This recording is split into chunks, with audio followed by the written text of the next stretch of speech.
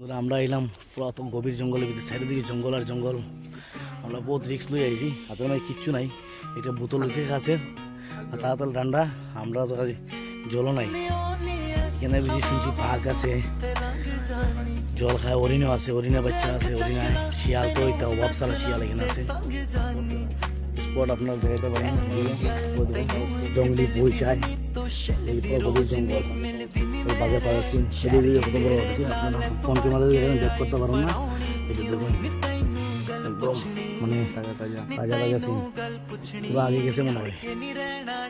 আর দেখুন আপনার ভিডিওটা আপনারা যদি ভালো লাগে, গভীর জঙ্গলটা দেখিয়ে যদি আপনার ভালো লাগে, তো লাইক করবে, শেয়ার করবে, কমেন্ট করবে, ভালো ভালো নেক্সট ভিডিও আমরা আরও দিতে পারি।